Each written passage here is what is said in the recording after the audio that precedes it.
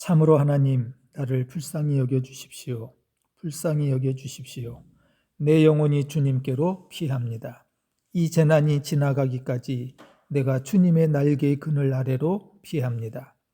가장 높으신 하나님께 내가 부르짖습니다. 나를 위하여 복수해 주시는 하나님께 내가 부르짖습니다. 하늘에서 주님의 사랑과 진실을 보내시어 나를 구원하여 주십시오. 나를 괴롭히는 자들을 꾸짖어 주십시오. 셀라. 오 하나님, 주님의 사랑과 진실을 보내어 주십시오. 내가 사람을 잡아먹는 사자들 한가운데 누워 있어 보니 그들의 이는 창끝과 같고 화살촉과도 같고 그들의 혀는 날카로운 칼과도 같았습니다. 하나님, 하늘 높이 높임을 받으시고 주님의 영광을 온 땅 위에 펼치십시오. 그들은 내 목숨을 노리고 내 발 앞에 그물을 쳐놓아 내 기가 꺾였습니다. 그들이 내 앞에 함정을 파놓았지만 오히려 그들이 그 함정에 빠져들고 말았습니다. 셀라. 하나님, 나는 내 마음을 정했습니다. 나는 내 마음을 확실히 정했습니다. 내가 가락에 맞추어 노래를 부르겠습니다. 내 영혼아 깨어나라. 검은 고야 수구마 깨어나라. 내가 새벽을 깨우련다. 주님, 내가 만민 가운데서 주님께 감사를 드리며 문나라 가운데서 노래를 불러 주님을 찬양하렵니다. 주님의 한결같은 그 사랑 너무 높아서 하늘에 이르고 주님의 진실하심 구름에까지 닿습니다. 하나님, 주님은 하늘 높이 높임을 받으시고 주님의 영광 온 땅 위에 펼치십시오. 아멘. 그대 앞에 봄이 있다. 김종의 시. 우리 살아가는 일 속에 파도 치는 날, 바람 부는 날이 어디 한두 번이랴. 그런 날은 조용히 닻을 내리고 오늘 일을 잠시라도 낮은 곳에 묻어두어야 한다. 우리 사랑하는 일 또한 그 같아서 파도 치는 날, 바람 부는 날은 높은 파도를 타지 않고 낮게 낮게 밀물져야 한다. 사랑하는 이여, 상처받지 않은 사랑이 어디 있으랴. 추운 겨울 다 지내고 꽃필 차례가 바로 그대 앞에 있다. 김종의 시인의 그대 앞에 봄이 있다라는 시의 마지막은 꽃필 차례가 바로 그대 앞에 있다라고 끝맺습니다. 겨울은 모든 것을 움츠려 얼어붙게 하지만 봄을 이기는 겨울은 없습니다. 봄이 시작되는 계절, 이젠 여러분이 꽃필 차례입니다. 화사하게 꽃 피어날 여러분을 기대하고 응원합니다. 내게 은혜를 베푸소서. 이렇게 기도하는 다윗도 인생에서 불안으로 움츠러들고 고통으로 얼어붙은 때가 있었습니다. 그런데 다윗은 그 고통과 어려움의 겨울에 머무르지 않았고 인생의 꽃을 피우기 시작합니다. 다윗에게서 인생의 꽃을 피우는 봄을 기다리는 지혜를 찾아보려고 합니다.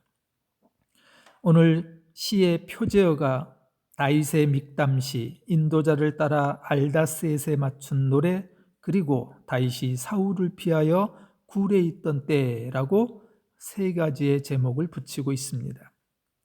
오늘 표제로 놓고 보면 다윗이 사울을 피하여 굴에 있던 때입니다. 다윗이 사울왕의 추격을 피해 다닐 때에 숨었던 동굴은 두 군데가 있습니다. 사무엘상 22장에 아둘람에 있던 굴이 있고 사무엘상 24장은 엔게디 광야에 있던 굴입니다.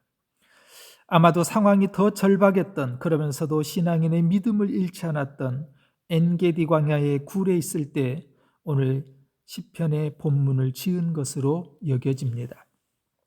사울왕이 자신의 신하이자 사위인 다윗을 잡겠다고 군인 3,000명을 데리고 다녔습니다.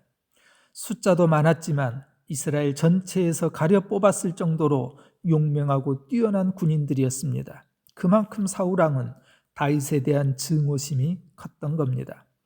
그때 사울왕은 뒤를 보기 위해서 그 많은 굴 중에서 다윗과 그의 부하들이 있는 엔게디에 있는 굴로 들어왔습니다. 이때 다윗과 함께한 사람들은 원수를 갚을 날이 오늘입니다 라고 말합니다. 다윗이 명령만 하면 사울왕은 죽은 목숨이었습니다. 그러나 다윗은 사울 왕의 겉옷자락만을 가만히 배웠습니다. 다른 사람들은 사울 왕을 원수로 보았을지라도 다윗은 적으로 보지 않고 자신의 주군으로 하나님께서 기름 부어서 세우신 왕으로 보았던 겁니다. 이 사건이 오늘 본문의 배경입니다. 하나님, 나를 불쌍히 여겨 주십시오. 하나님을 향한 다윗의 처음 기도는 앞에 시편 56편과 똑같습니다. 그래서 학자들은 시편 56편과 이 오늘 57편을 쌍둥이 시편이라고 부릅니다. 56편은 다윗이 사울 왕의 칼을 피해서 원수의 땅 블레셋의 가드에 갔을 때 가드 왕의 신하들에게 붙잡혔습니다. 그래서 다윗은 미친 척하여 성문의 글자를 아무렇게나 긁적거리고 수염에 침을 흘리면서 도망 나와야 했던 처량함을 노래한 시입니다. 57편은 다윗이 블레셋의 가드에서 도망 나와 아둘람 지역의 굴에서 엔게디 황무지에 있는 굴로 도망 다니던 때에 서글픔을 노래한 시입니다. 그래서 56편과 57편은 광야에서 방황하며 도망하던 다윗의 노래입니다. 참으로 하나님, 나를 불쌍히 여겨 주십시오. 불쌍히 여겨 주십시오. 내 영혼이 주님께로 피합니다. 이 재난이 지나가기까지 내가 주님의 날개 그늘 아래로 피합니다. 다윗은 처량하고 슬픈 때를 보내면서 하나님께 은혜 베풀어 주시기를 기도합니다. 이것이 성경의 많은 인물들 중에서 다윗의 뛰어남입니다. 다윗이 하나님 하고 부른 것은 전능하신 하나님을 의미합니다. 하나님을 절대적으로 다윗은 믿었기 때문입니다. 이렇게 다윗은 추운 겨울 같은 얼어붙고 움츠려든 순간에도 하나님을 찾았던 사람입니다. 다윗은 평안할 때에도 또 위기를 만날 때에도 언제나 하나님을 찾은 사람입니다. 즉 다윗은 잘될 때만 하나님을 찾은 사람이 아니라 어려울 때도 변함없이 찾았던 사람입니다. 이것이 다윗의 위대함입니다. 1절에 계속해서 다윗이 하나님께 피하는데 내가 주님께 피합니다 라고 말하지 않습니다. 내 영혼이 주님께로 피합니다 라고 합니다. 내 영혼은 자신의 전 존재와 모든 삶을 포함한 단어입니다. 즉 다윗은 자신이 하나님께로 피할 때에 삶의 일부만 하나님을 의뢰하지 않았고 자신의 전부를 하나님께로 피했다는 겁니다. 태풍이 불 때 어미 품에 있는 새끼가 평안하게 그 태풍 속에서도 잠을 자는 것처럼 내가 주님의 날개 그늘 아래로 피합니다 라고 다윗은 사울의 공격 앞에서도 사울의 위협 앞에서도 이렇게 고백하고 있습니다. 그렇게 다윗은 언제나 하나님을 찾았던 사람이고 인생 전부를 하나님께 피함으로 인생의 꽃을 피우기 위한 봄을 시작합니다. 사랑하는 여러분, 봄을 이기는 겨울은 없듯이 새봄이 시작되면 이젠 여러분이 꽃필 차례입니다. 겨울에 움츠려 있지 않고 새봄에 화사하게 꽃 피어나기를 바란다면 다윗처럼 어떤 상황에서도 하나님을 찾고 신뢰하며 주님의 날개 그늘 아래로 피하시기 바랍니다. 주님의 날개 아래로 피하는 것이 인생의 꽃을 피우는 시작입니다. 가장 높으신 하나님께 내가 부르짖습니다. 나를 위하여 복수해 주시는 하나님께 내가 부르짖습니다. 다윗은 자신의 기도의 대상이신 하나님을 두 가지로 표현합니다. 가장 높으신 지존하신 하나님, 그리고 복수해 주시는 모든 것을 이루시는 하나님입니다. 가장 높으신 하나님은 세상을 창조하시고 다스리시는 하나님이라는 의미입니다. 다윗에게 하나님은 모든 왕의 왕, 가장 높은 분이었습니다. 그분은 최고였고 어떤 악보다도 크고 강하신 분이라는 것을 다윗은 믿었습니다. 복수해 주시는 모든 것을 이루시는 하나님은 모든 것을 완전하게 해주시는 하나님을 의미합니다. 비록 지금 다윗은 자신의 삶이 도망다니는 불안한 삶이어도 하나님은 모든 것을 고쳐주시는 하나님이시며 결국에는 완전하게 이루어주시는 하나님으로 믿었습니다. 가장 높으신 하나님과 모든 것을 이루어주시는 하나님이 우리 인생의 꽃을 피우게 하시는 것을 기억하시기 바랍니다. 하늘에서 주님의 사랑과 진실을 보내시어 나를 구원하여 주십시오. 나를 괴롭히는 자들을 꾸짖어 주십시오. 셀라. 오 하나님, 주님의 사랑과 진실을 보내어 주십시오. 다윗은 기도의 대상이었던 하나님께서 자신을 구원해 주실 뿐만 아니라 사랑과 진실, 인자와 진리를 보내주신다고 믿었습니다. 즉 다윗은 하나님의 성품이 필요했고 그 하나님만이 자신의 인생을 바른 길로, 옳은 길로 걸어가도록 붙잡아 주실 것을 요청합니다.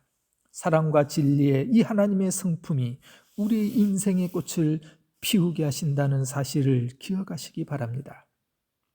그러나 다윗의 형편은 쉽지가 않았습니다. 내가 사람을 잡아먹는 사자들 한가운데 누워 있어 보니 그들의 이는 창끝과 같고 화살촉과도 같고 그들의 혀는 날카로운 칼과도 같았습니다. 다윗은 자신이 사자들 한가운데 누워있는 것 같다고 말합니다. 다윗은 사자들 한가운데 있는 약한 어떤 짐승과 같았고 원수들은 화살과 칼로 끊임없이 다윗을 겨누고 있었습니다. 그러나 다윗은 이런 상황에서도 좌절하거나 절망하지 않습니다. 11절로 되어 있는 오늘 시편이 5절과 11절이 같은 구절의 내용입니다. 하나님 하늘 높이 높음을 받으시고 주님의 영광을 온 땅 위에 떨치십시오.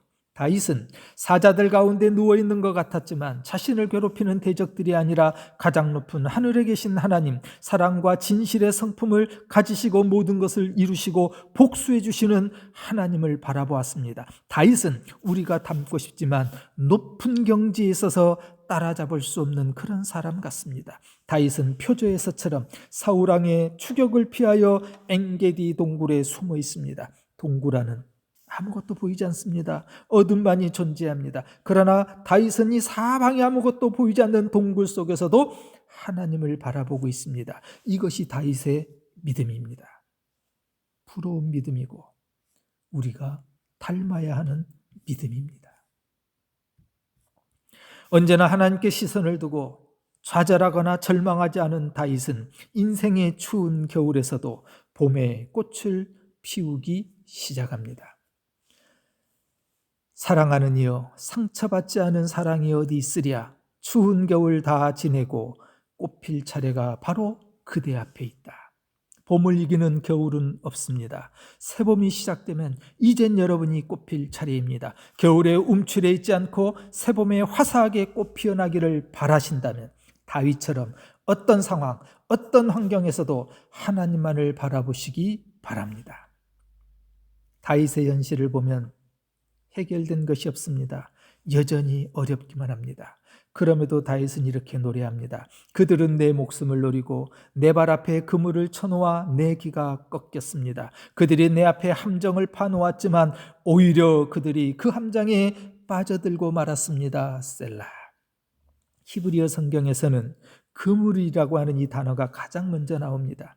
사울왕이 나라를 통치한 일을 내팽개치고 다윗을 잡기 위해 혈안이 되어 있었다는 것을 강조하는 표현입니다. 그물이나 그 아래 웅덩이 함정은 짐승을 잡을 때 쓰는 겁니다. 짐승은 늘 다니던 길로 다니는 습성이 있어서 거기에 그물을 설치하거나 함정을 놓아둡니다. 사울은 다윗을 그렇게 짐승 취급하였습니다.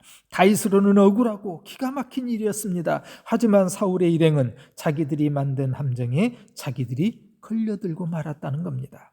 그런 다윗은 다시 시선을 하나님께로 향합니다. 하나님, 나는 내 마음을 정했습니다. 나는 내 마음을 확실히 정했습니다. 내가 가락에 맞추어 노래를 부르겠습니다. 내 영혼아 깨어나라, 검은 고야 수구마 깨어나라, 내가 새벽을 깨우리라. 다윗은 자신의 마음을 자기를 잡으러 다니는 사울왕에게 두지 않았고 하나님께 두겠다고 고백합니다. 확정되다라는 이 단어는 고정시키다, 확실히 정했다라는 의미입니다. 즉 다윗은 자신의 마음을 하나님께 확실하게 고정하겠다고 결심합니다. 그리고 새벽을 깨운다고 합니다. 눈을 뜨고서 새벽을 막겠다는 각오입니다. 새벽은 사람이 힘으로 깨운다고 해서 오지 않습니다. 새벽은 시간이 지나면 저절로 오게 되어 있습니다. 그런데 다윗이 새벽을 깨운다는 것은 늘 영적으로 내가 깨어 있겠다라는 겁니다. 억울하고 기가 막힌 상황에서도 하나님께만 마음을 확실하게 정했던, 하나님께만 마음을 두었던 다윗은 봄의 꽃을 피우기 시작합니다. 다윗은 계속해서 하나님을 바라봅니다. 주님, 내가 만민 가운데서 주님께 감사를 드리며 문나라 가운데서 노래를 불러 주님을 찬양하렵니다. 주님의 한결같은 그 사랑 너무 높아서 하늘에 이르고 주님의 진실하심 구름에까지 닿습니다. 다윗은 상황이 바뀐 것은 아무것도 없다 할지라도 모든 대적자보다 더 크신 하나님을 바라보며 살겠다고 노래합니다. 다윗이 쫓겨다니면서도 이렇게 노래하는 것이 어떻게 가능했을까요? 다윗은 스스로를 가장 작은 자로 여겼지만 하나님께서는 그런 다윗을 크게 해주신 것이었습니다. 사랑하는 여러분, 다윗도 인생에서 불안으로 움츠러들고 고통으로 얼어붙은 때가 있었습니다. 그런데 다윗은 그 고통과 어려움의 자리에서 겨울에 머무르지 않았습니다. 인생의 꽃을 피우기 시작합니다. 꽃은 시든 자리에도 다시 피어난다는 말이 있습니다. 봄을 이기는 겨울이 없듯이 새봄이 시작되면 사랑하는 여러분, 이제 여러분이 꽃필 차례입니다. 새봄에 화사하게 꽃 피어나기를 바란다면 다윗처럼 언제나 그것이 고통의 자리랄지라도 주님을 바라보시기 바랍니다. 사랑하는 교우 여러분, 이제 여러분이 꽃필 차례입니다.